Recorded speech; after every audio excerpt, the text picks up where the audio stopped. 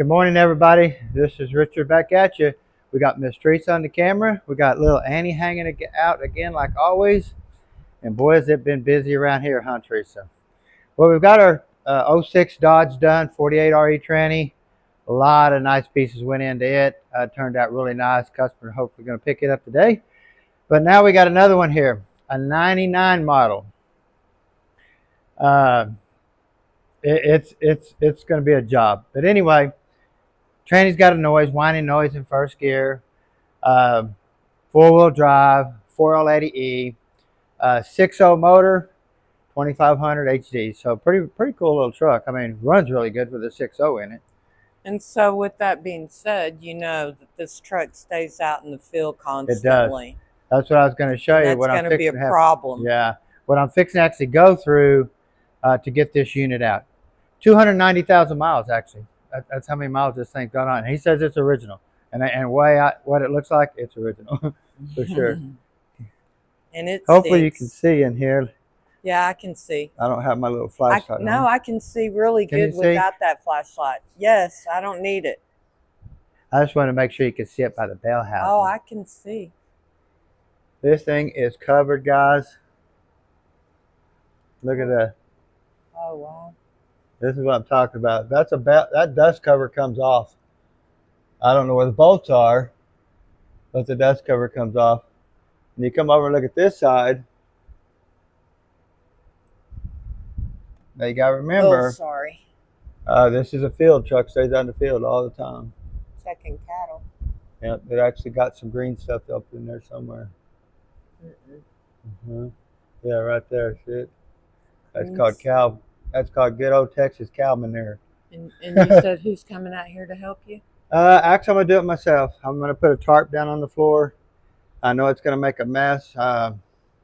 Once you start hitting it with an impact.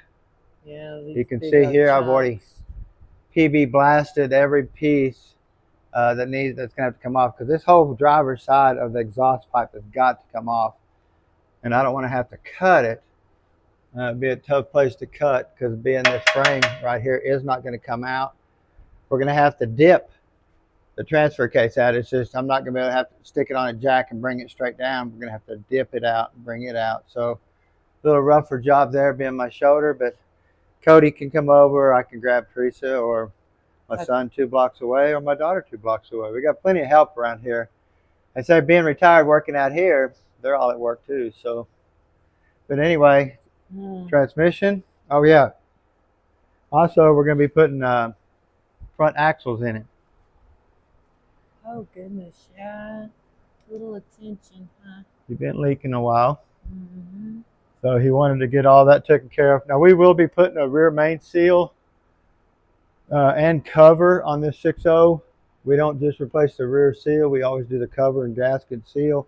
And then of course also on the transfer case, we're going to be replacing the input seal there. Probably will need a mount. Going to look here. This one here is seeping too. So we'll get a seal kit coming from Transtar Raymond over there when I get on my parts order today.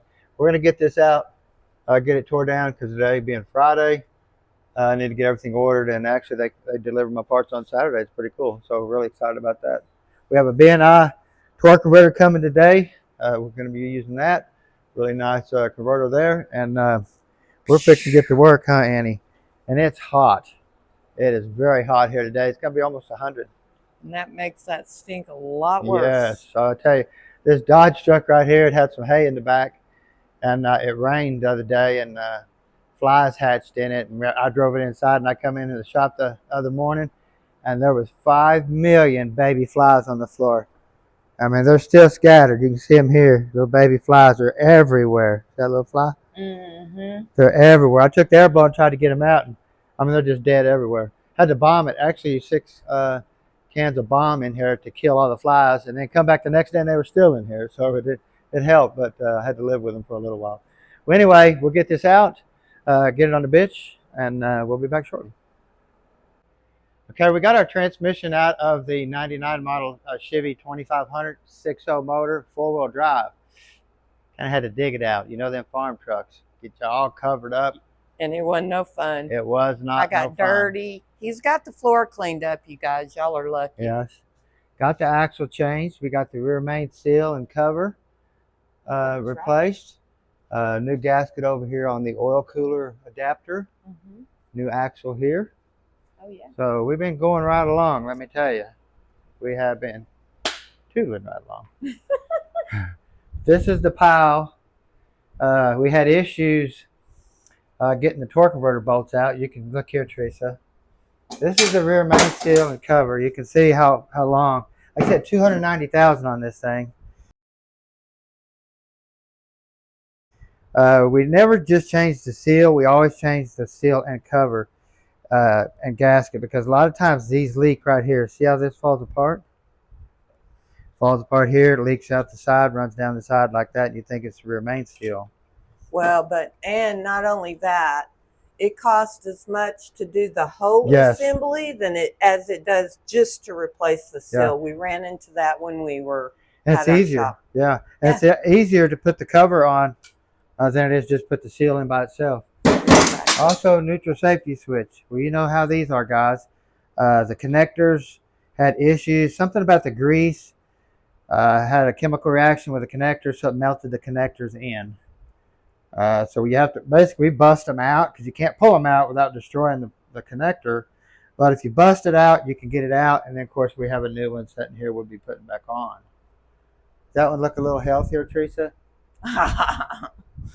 Well, that one looks really big compared to that one. So I say it's got a little dirt on it. No doubt. But also, we had to, I tried not to whack the flywheel. This year here has the really cheap torque converter bolts. There's no, let me get one.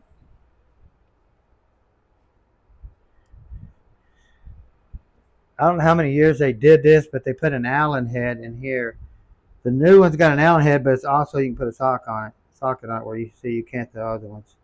I heated them up with a torch, and I could not get them loose. Ended up messing up one of them, couldn't get it out. So of course that's the one I ended up messing up, couldn't get it out, and had to whack it. So we had to put a new flywheel on. We have a mess there. Of course, here's the axle. It sounded really good. And you can, oh, knuckle. I can get out of this. It's heavy. Crazy. I think that knuckle looks kind of bad. Yeah. So we put one new axle in it. Flywheel, rear main seal cover, neutral safety switch, all that. I mean, just everything basically, huh? Yeah. And this is still going to be, you might need to wear eyewear. Yeah, definitely, huh? Because I don't want to be up there. Now, come to find out, we did the transfer case many years ago. The tranny physically has never been out of the vehicle since it's been new. 290,000 miles on this truck, unbelievable. Correct. But for our ladies, I mean, they last if you take care of them. Mm-hmm.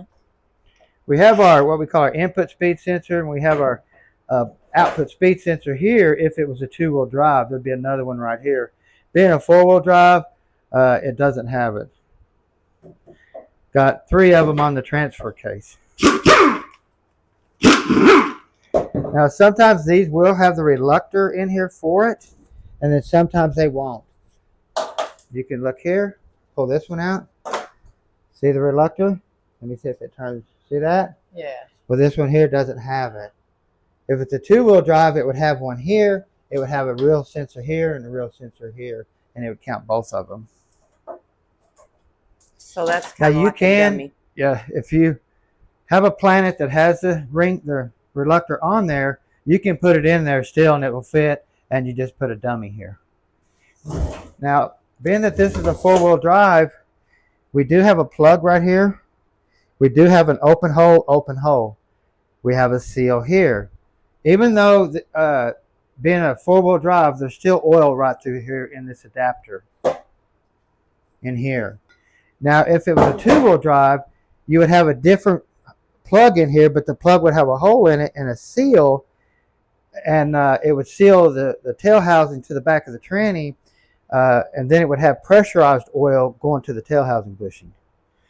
This is the only unit that I can think of that has pressure going to the tail housing bushing. So, but you do have a seal here to keep it contained. That way it'll pressure up here to lubricate the bushing in the back. You can see here, now this does have a cooler line in the front and the rear. You can see the earlier ones had one here. We had a cooler line here and here. The later ones, they moved the cooler line here, did a lot of changes in the barrel of the tranny to move lubrication oil around. But let me show you.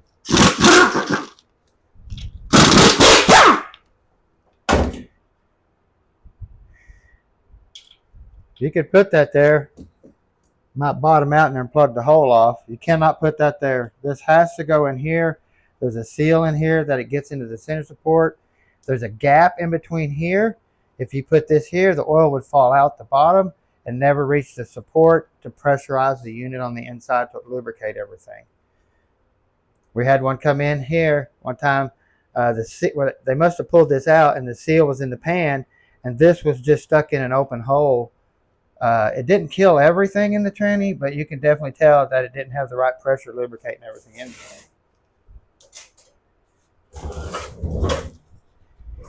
You can see here we have all kinds of fluid in the plug. We just did a Dodge diesel this weekend, fluid in the plug. You can see here we kind of messed it up, but B&I still should be able to come in here and probably clean that up, get that bolt out of there and still use this as a core. If you look here at this converter here, the fins, if you notice, are facing to the right a little bit. This could be a B82. The B82s always thought had a little bit deeper depth in here. But if you notice here, we went with one, the fins are a little bit farther to the left. This is a little bit lower stall converter because this gentleman pulls a horse trailer, he pulls cows, he pulls all kinds of stuff. So we really didn't want to put a real high stall converter in this thing because then it really wouldn't, the converter would get hot, we'd have heating issues, all kinds of stuff. And our goal is for this unit to run really cool. Of course, you know, B&I is our favorite guys to go for converters. There's a B81 right here. They make a B82, which is the higher stall unit.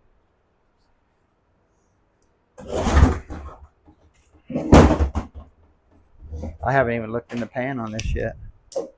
What did he say it was doing? It's noisy. Oh. It's not noisy. It whines.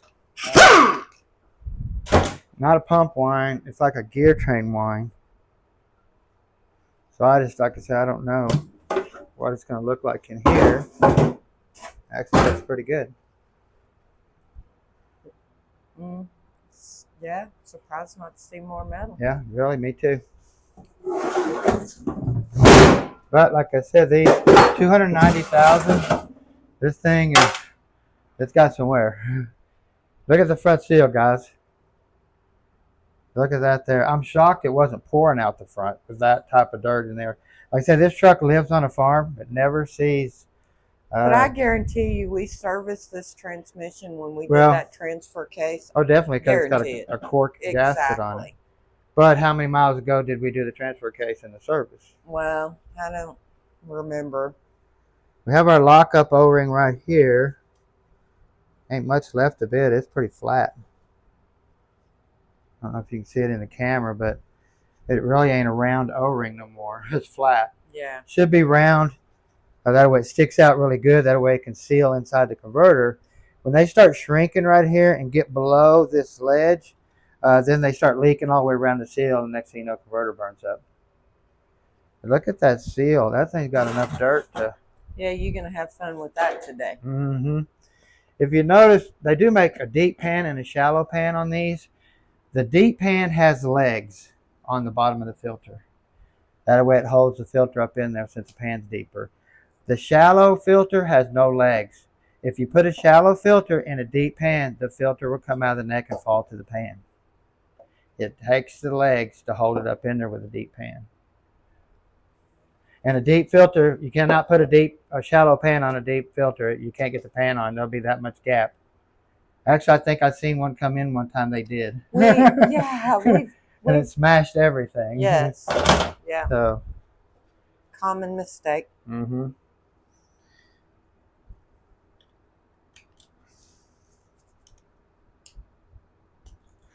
We have our lockup solenoid here. We have our pressure control solenoid here. Now this did have a pillow switch code, which our parts won't be here until tomorrow on everything that's coming in.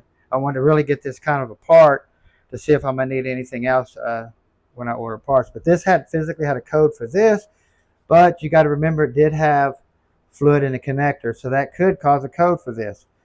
But you're not going to take no chances. We're going to replace this no matter what. $290,000. There's just no telling. Don't want no issues. Like I said, this thing lives on a dirt road, and it's not going to ever come back to town. Now this is what we call our lube tube right here. When they added the cooler line, moved it to the rear, they had to add a lube tube right here to lubricate the rear case bushing and the tail housing bushing. That's that pressurized part I was talking about to lubricate the rear tail housing bushing. Now we had a customer come in one time. They got it in here, but they misstabbed it right here. They just stuck it over to the side. They didn't get it down in that hole. I remember that. You remember that video, Teresa? Yeah. And it tried to spin the case bushing, turn the tail housing bushing purple, all that stuff. You can see they missed that hole right there. They got it. So it was getting a little bit in there, but it just wasn't getting enough.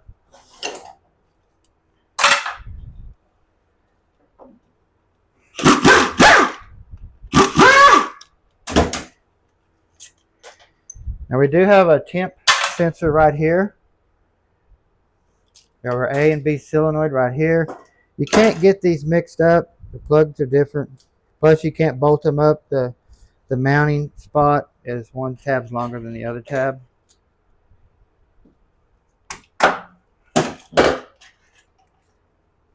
Temp sensor here. Once that starts happening, it's junk. The connector, you got to clean it out really good. Get all the transmission fluid and stuff out of it.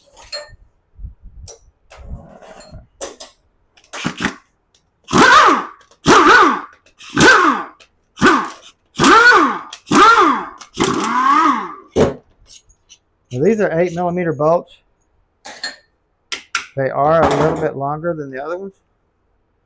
Now, this is definitely the early style pillow switch. Normally they have the later ones have a protective cover right through here. That way trash can't get in here and short these out. But these are little micro switches. I can push on them and I can feel them click, click, click.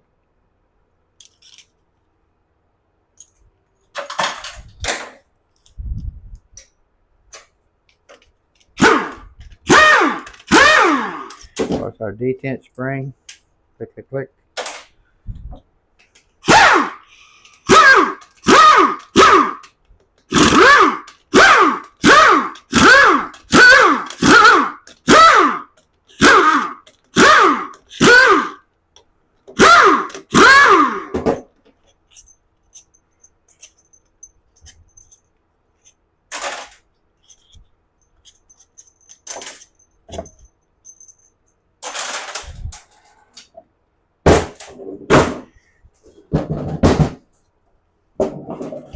You can see all the check balls in here. Got plenty of them. These trains are bad about eating the plate up, the check balls are. So you really want to get in here and look at your plate and verify that, you know, you can see where the check balls start beating it out there, right through here. We definitely want to put a new plate in here. Now, we always put an SK shift kit in these two. Just a must in all of them.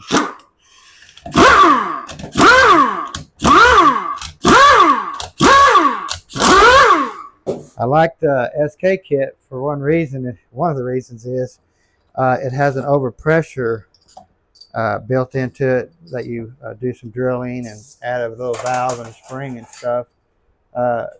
Because these trains are bad about having pressure problems.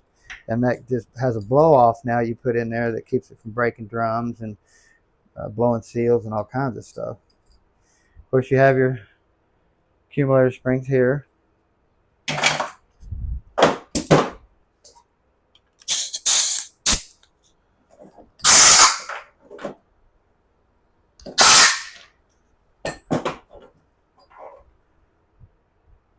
Seal here, seal here.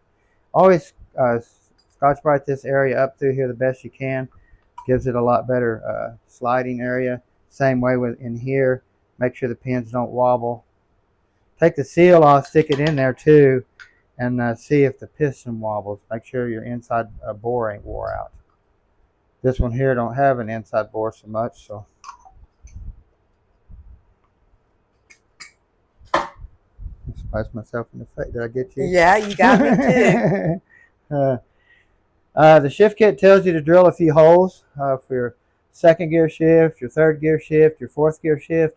And I do that on all of these because these trannies really, to me, shift really soft. And I think just giving them that little bit of 10 thousandths or whatever on the plate there just makes it feel so much better. Now we are going to be putting a lockup valve in here, Sonex lockup valve that's got the Teflon ring on it. We're also going to be putting a Sonex lube valve in the pump, PR valve. This is I showed this one time before, but this is a good one right here. A lot of people don't know this seal right here exists. You can pull that pin out. And right down in here, there's an O-ring. And when that O-ring gets hard, it starts leaking by, it starts causing issues. And it's a must on every one you do.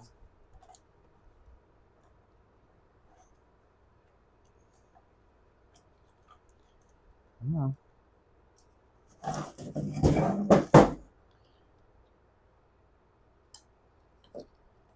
Might be a little trash in there. I got it cocked just a tiny bit. You don't want to be forceful on anything. You want to just slow down and say, okay, we're going to get this.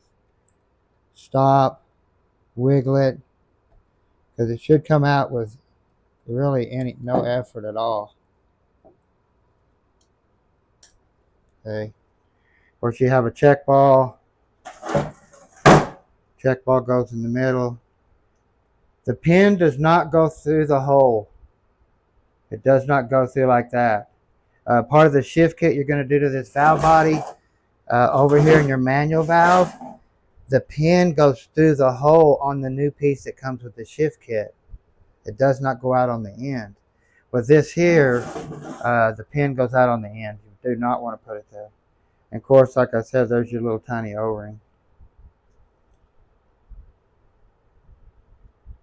Get it off. It's hard as a rock. Yeah, better. I say when this O-ring shrinks, and that's when you start having problems. But like I said, a lot of people don't know that O-ring's there. Put it over here in the little special D department. Get that out of the way. Mm-hmm.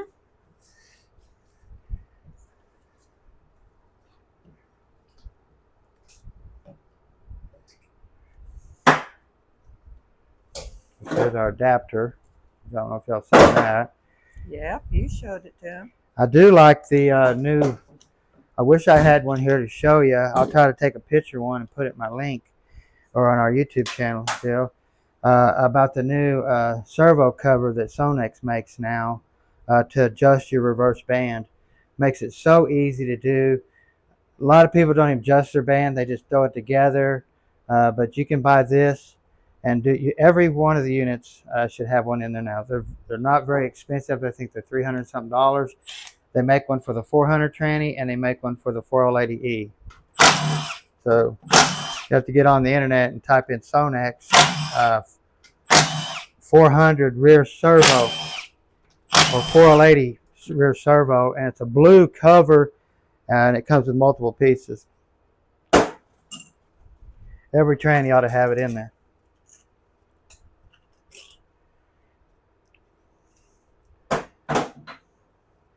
Two seals here. All the seals are hard. You want to make sure this pin doesn't wobble in this cover, or in this piston, I mean. Nice and tight. Got a seal here. Scotch-Brite this up really good. That way your new seal has somewhere to run nice. How loose that is in there, that even with a seal on it. It tells you how much that seal's wore out. Scotch-Brite this up in here and here. You got your engine brake servo here. Make sure the same way. If it leaks around here and it wobbles, you can put a new seal on it. It's still going to leak. So, have all of our check balls. If you notice, it looks like you could put a check ball right there. Watch this. Look how pretty that looks. Looks just as good as that one and that one.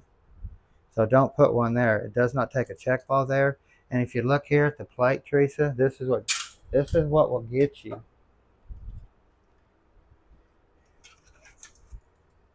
It's got two holes like it takes a check ball. See? Yeah. Like the rest of them. But there is no check ball that goes there. Okay, y'all heard him. Well, I'm just saying. No, I know. I'm just saying.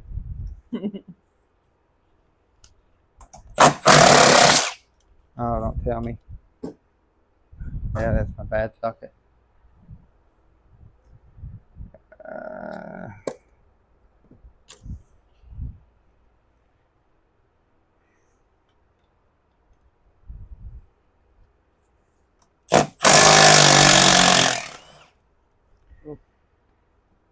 If you look at this bolt compared to a 400 center port bolt, the 400 bolt is a lot shorter. This will not go that way. The 400 one will not go this way. You have to stay with what you got.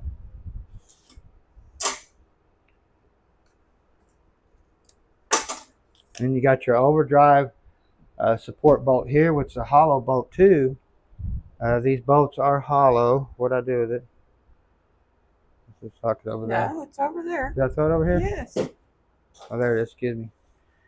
It's a hollow bolt. Fluid goes down through there, just like fluid goes down through this bolt here.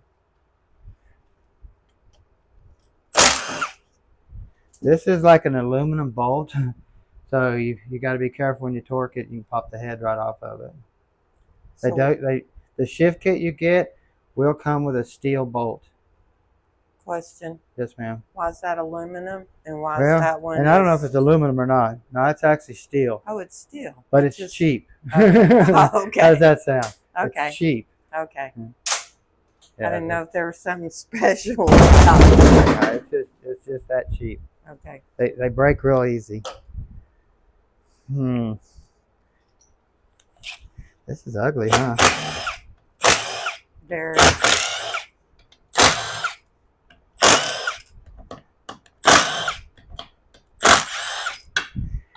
You can see here when I pulled that bolt out how fluid run out of that bolt. That's why I always double seal these bolts. I change the seal and put a little bit of sealant on there. You're always going to see that down in this area right here because the fluid goes through the pump in this area, and it does go through the pump and the case on this side too for the cooler line. See? But you won't see it as much over through here, the dry. But you're going to see it through here. That's why you always want to double seal your pump bolts. It's bad when you put one in and one leaks somehow.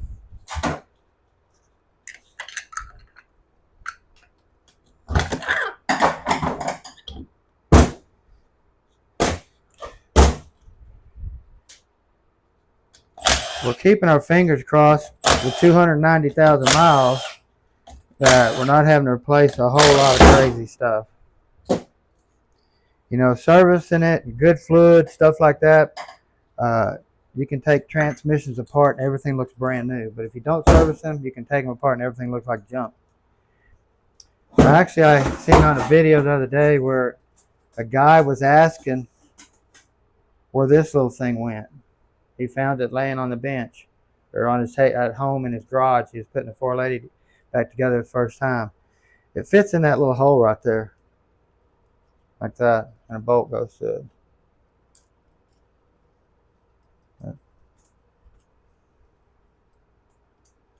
Just like that. What's it for? I'm not sure if that's your vent circuit. I'd have to follow it around and see. Oh, I see. But it's up high. It's probably into your vent circuit, and your vent hose is up here. So it keeps it from splashing up into there and then coming out. Gator looks really nice through here. I mean, there's nowhere there. But good fluid does. And this farmer, he uses all Tractor Supply stuff. So, and you know, Tractor Supply really has some good stuff, oils and all that type of stuff. See a little bit of wear here on the pump. Converter was going in pretty good. Could have went in maybe a little bit farther, but it was actually going in really nice. I'm going to look right here. That's where the issues gets to be right there. You can see staining, but I can't feel that even with my glove on. But if I take my glove off, I might be able to feel something with my fingers. Yeah, it looks like there's something. Anytime you have a rear lube style transmission with the clear lines in the back, how you identify the pump is that little mark right there. See that little channel through there going into that little trough? That pump has to have that. Now they do make a kit to retro an early style pump to put it in this late model version. They make a kit for it, but if you got a late version, your pump better have that.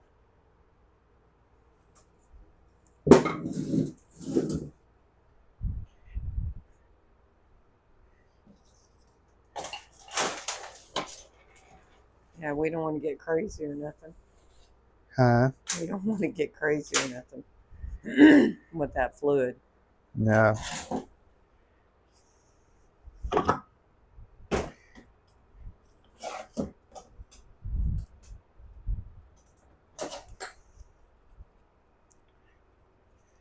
Tightened these the other day. At least they don't stink. No, it actually doesn't, does it? Yeah. Oh, there it is.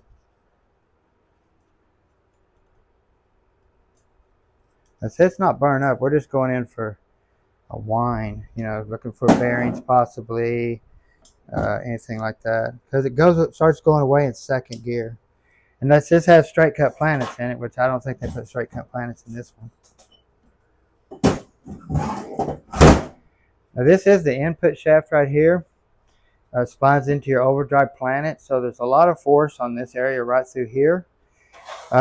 Anytime we do these, especially in a hauling situation like this, we like to go with a different input shaft. The intermediate shaft on these are solid. They're not a hollow design like the 400s or the early style when the cooler lines are up close to the front. So the intermediate shaft isn't critical, but the input shaft is. So we do have a new billet Sonex input shaft here that we're going to be putting in this.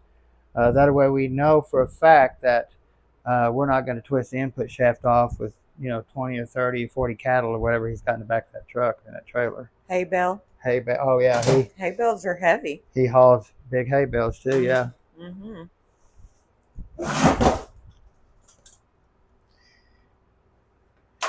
And so you want to look at, you know, your gears, make sure there's no wobbling or the thrust washers are gone or where this bushing runs.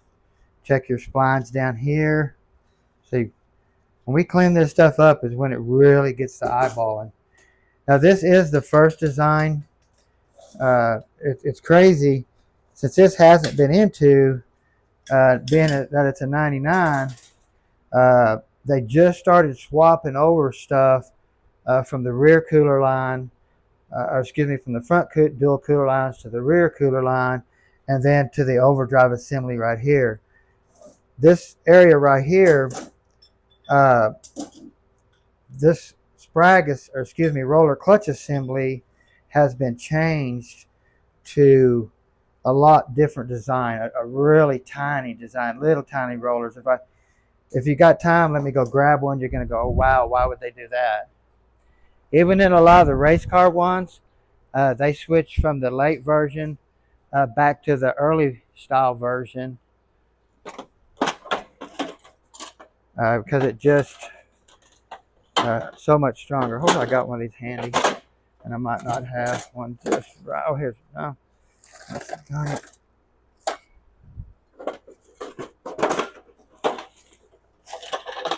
Yeah, sorry guys, I don't have one right up here handy to show you. I was hoping I did, but like I say, it's a lot smaller. The rollers are really tiny, so it takes a different drum here. This plan is different. All this is different, but it will. You can retro them back and forth. They didn't change the forward drum or anything right here. So if you're building a race car style unit, you want this style roller clutch in there. The earlier version is a lot weaker. Of course, you can see here the coast clutch is gone. There's just no clutch material. I was shocked to see this. I didn't look at the pan, how clean the pan was. You know what I mean? Mm-hmm. There's nothing left of these here. The seals are bad. Top hat, you can see, the temperature started going all the way through the top hat. Mm-hmm. This thing here, we replaced 99.9% of these drums right here because there's wear on this small gear right here. You want to look on this side and this side for wear. If you see any pitting or any pulling on the gear or anything like that, replace that. New bushings.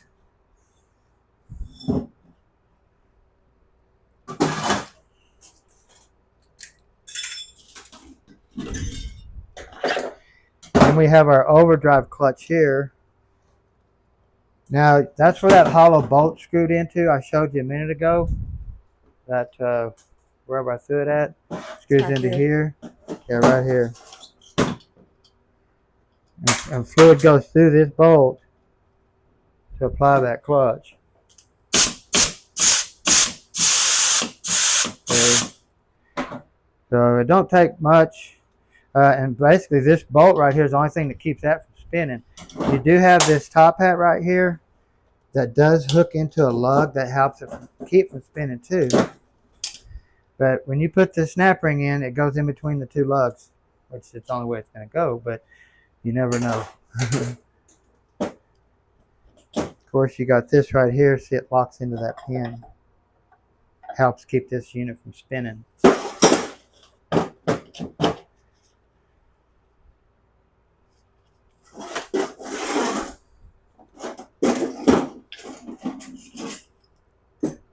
Looks a little toasty. Mm-hmm. And then you got this piece. This snap ring's held in by these pieces right here on the spring. Okay, but you gotta push it down, get under it. Push it down. That way it goes by it. See that?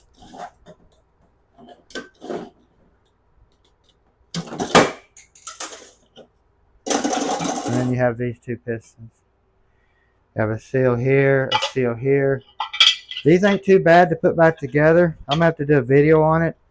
I can usually do it in just 5 seconds by holding it just like that and working it with my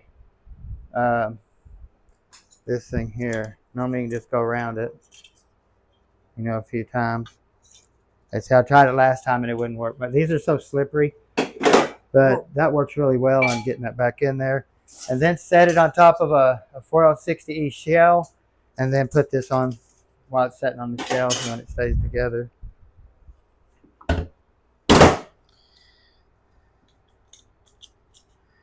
Here's the bearing here. We're going to have all new bearings put in this. But the main thing is you want to look at these ring gears. That's where that planet runs.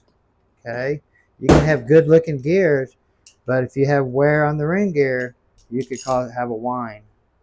So you want to look at that really good. 99% of the time we have to put a new forward drum in it too, because we have bushing wear and the input shaft rubs on the drum.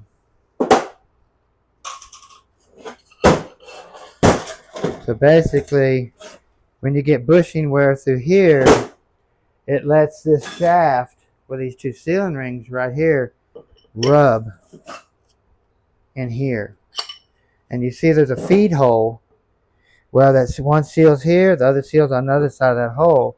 So once this shaft starts touching, it wipes that out right there, and then you have a forward clutch leak because that's where your forward clutch applies. So you want to look at that really good. If there's anywhere at all, chunk it. Get a new one. This is your forward clutch hub here. You want to look here for wear. Now this one here is a good one. It is the hardened. Hear that ring? Some of the earlier versions had a soft one, like in the 400s. When you tap it, it just thud, thud, thud. There's no ring to it. So, and also you look here, see the grooves in it? That's how oil flows from the rear of the transmission towards the front through them grooves. Because remember, the shafts are solid on this transmission, so all the oil moves through the bushings and through splines to get to its destination.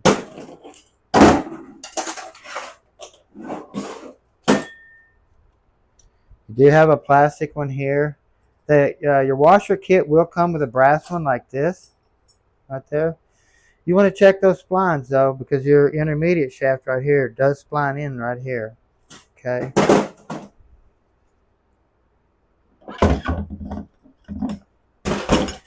Of course, we have bonded pistons. The seals are made to the piston on the drums here. You got your high clutch here.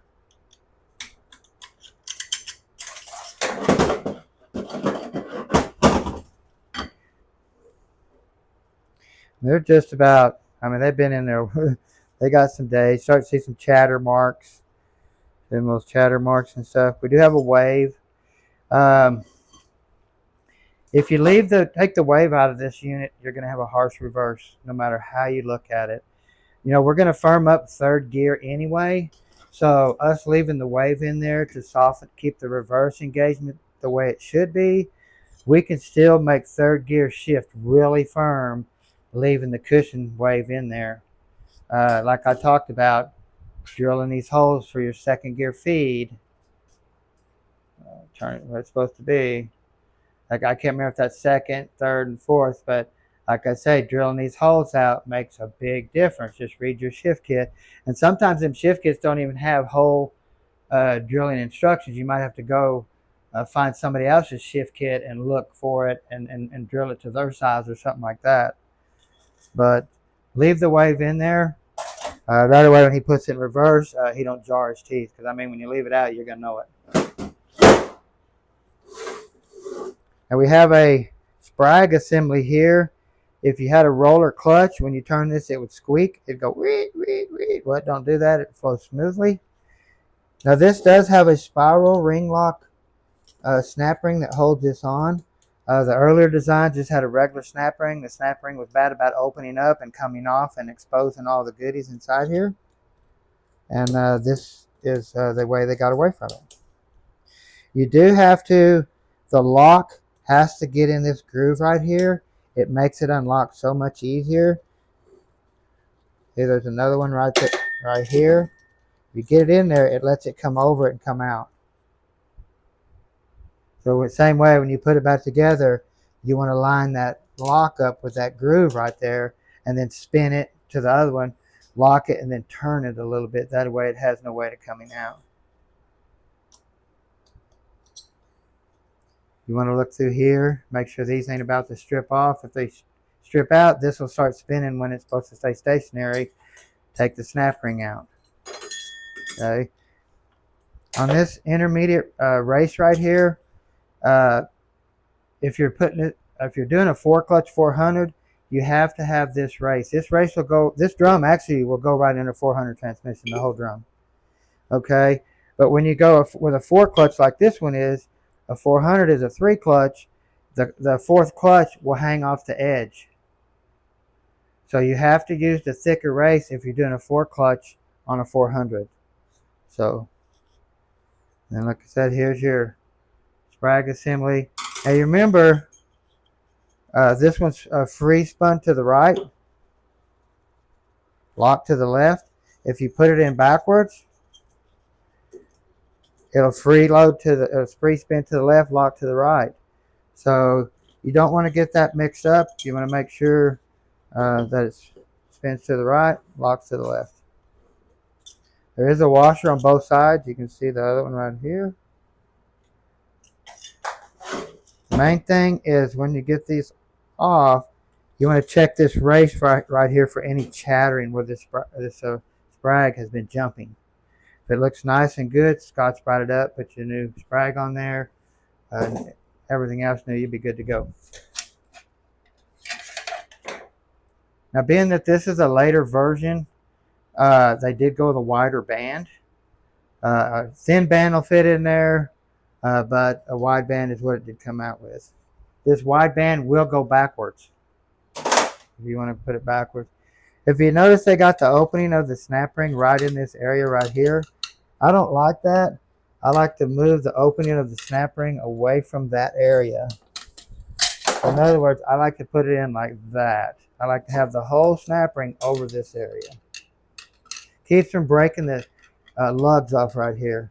They do make a kit when you do a race application and you're doing away with this band. You knock this pin out and you bolt in a piece right here that pushes on the snap ring right here. That way it keeps from breaking these lugs. But this, you can really make this tranny shift really firm in second gear.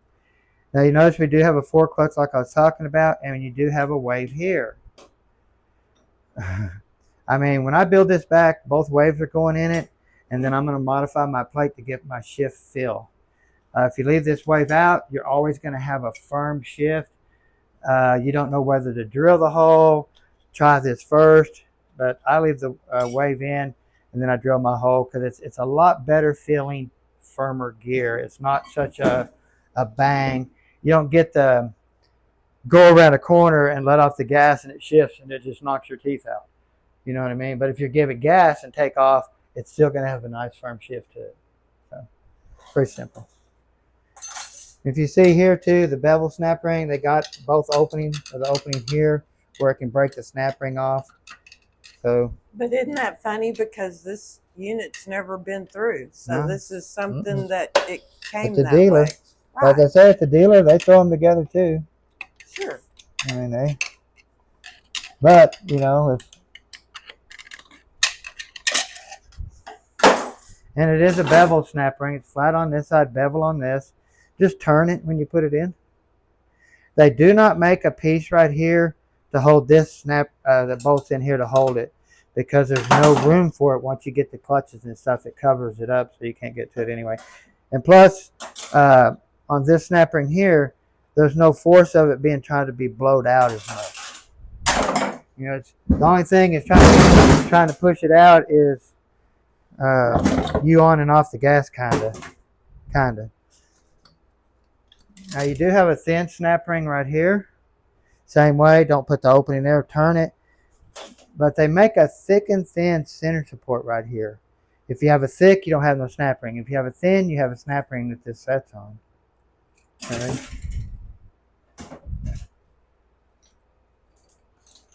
This is your cooler line fitting I was talking about. Once that goes in there, all your lubrication oil coming out of your cooler, your nice cool oil, is going in this circuit right here and being distributed all the way to the back and front. Okay.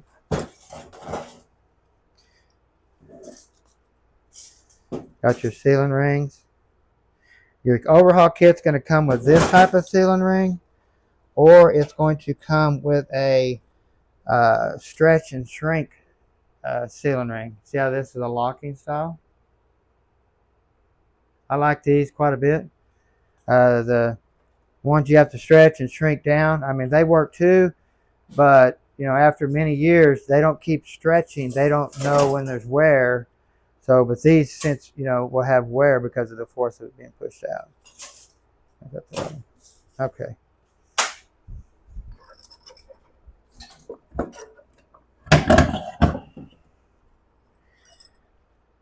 Okay, we got this piece right here. The earlier design and the early design on this and the 400 transmission, These bushings were solid bushings. They had no grooves. See that groove? See that groove? Those grooves are totally gone on that side. If you look here, there's groove there, groove there, groove there, but they're almost gone too. And what those grooves are in there for, that's how the lube system works. The oil goes through the bushings and moves all the way from this rear right here, going through here, travels through this part, goes through holes here, goes through a hole here, travels all the way down these bushings to lubricate everything.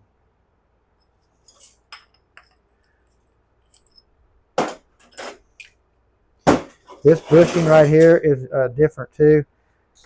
They changed that bushing up when they went to the cooler line. They moved the cooler line to the rear. So if you put solid bushings in here, you're going to stop your lubrication right dead in its tracks right there. So you want to make sure you put the right stuff in.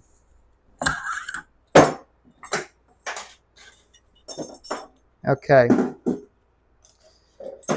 Now this bearing right here, these races have lips on them. See that? And you got your bearing, and then this sets like that. Okay. You want to look at these races and look for any pitting. The bearings too. Right there. This sets in there like that. Okay.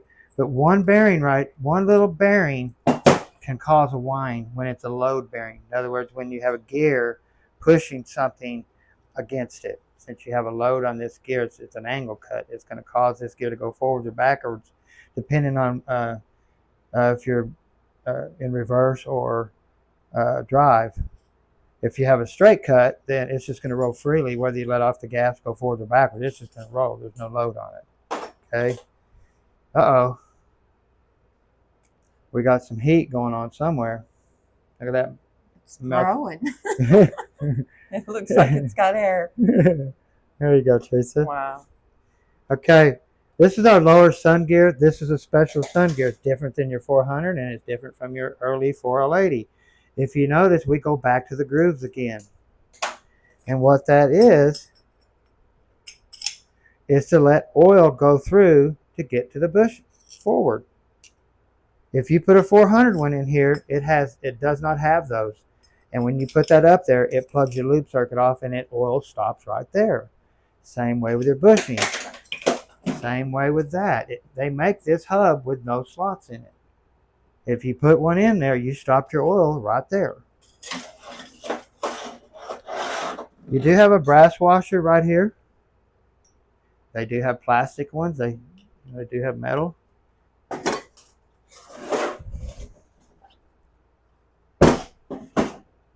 Now this here's a reverse band down there. I mean, it's just old. Is it just wore plumb out? Pretty dang close.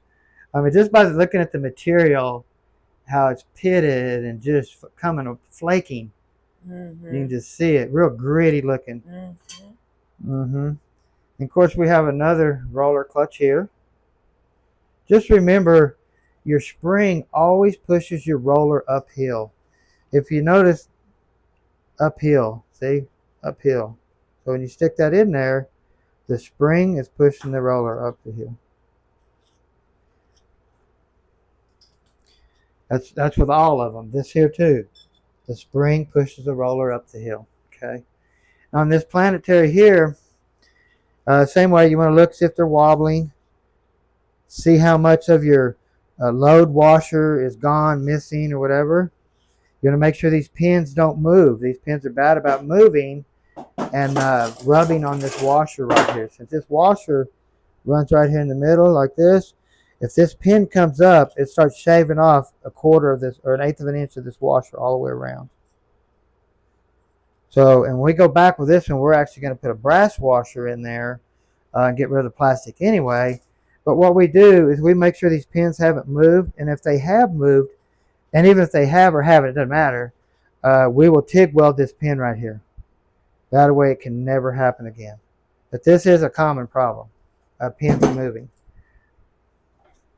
You can see here we have a metal thrush washer. Now if you, metal thrush washer, 4-tap plastic, same washer. Same washer. Fits right in there. Okay. So all you got to do is get 2 of them, put one metal in there, throw your plastic one away. Okay. If you look here on, where did it go? Here's your reluctor that it was counting. And then this one here has no, normally your reluctor would be pressed on right here where it's shiny for the rear sensor. But since it's a four-wheel drive, we don't have that happening.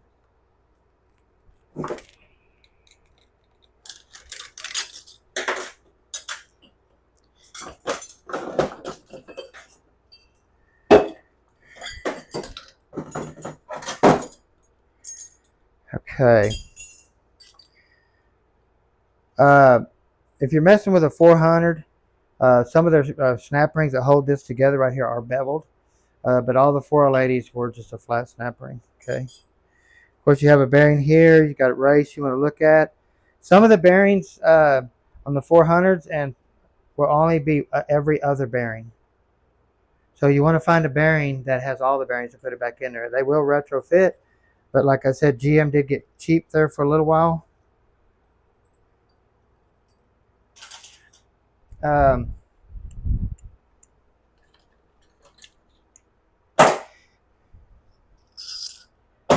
Remember we talked about the lube circuit again? See them holes? If you notice, this washer has little tabs on it that'll plug that hole, but it always keeps one open. No matter where you turn it, it always keeps them open. See that? Well, if you put a 400 one, if you look at the bearing, see it's the same way. If you put a 400 bearing in here that has a solid round race in the middle, and you set it down on there, you just plugged up all your lube holes coming back here to lubricate this bushing. If you notice, look here.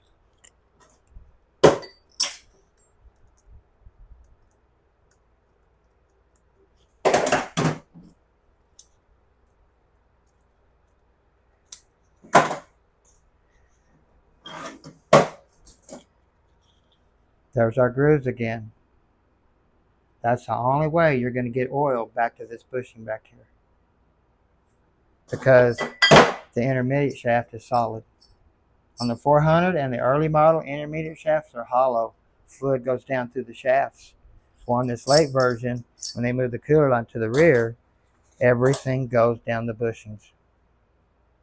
Okay, that's why I was telling you we're going to put a Sonex billet forward shaft in there, because there's no sense in replacing the intermediate when it's a solid steel shaft. Now, if you're going to a twin turbo 2,000 horsepower or something like that, yeah, let's throw an intermediate shaft in it. But this is where we're at. So, new bearings and all that type of stuff.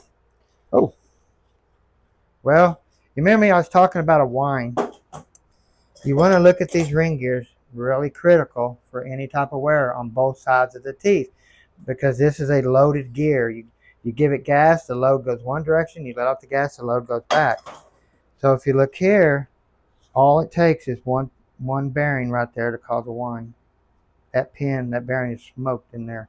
That's why we had a melted thrush washer, because that thrush washer was setting over that pin when that pin is smoked. Like I said, in first gear it had a wind. Oh heck, that gear just, can you see that gear just wobble? I mean, it just, I can't show you. But that gear wobbles like crazy. These gloves are slippery. But we're looking at some planets, some bushings. Well, you see, everything I showed you, what we're going to do, it's a lot of work. Definitely a lot of work. But at least it didn't smell bad, huh, Teresa? Well, at the beginning, from, just a little bit, the cow poo-poo. Yeah. Let me tell you guys, that was a job to get out. But like I said, when we get this done, get all the Sonex pieces in here and get it back in, it's going to be a really nice unit. Got plenty more to go. But anyway, we want to thank you guys. And you only have to order parts once because now we know exactly what it needs. Exactly what we. Because a lot of times I when I order parts for this stuff, I kind of got a general idea, so I just order everything I already know. But that Dodge, that Dodge needs a lot. Yeah, it needs a lot. Same way with this. I mean, it needs quite a bit of stuff too, but nothing that we can't handle. Hey, go check out our merch store, huh, Teresa? We do have a lot of things on there. It does help. We want to thank Miss Teresa for recording. We want to thank everybody for the support, for watching all of our videos and stuff. And sorry it takes so long, but it's just me and Teresa and Annie hanging out, and we're still getting it done. Have a great day.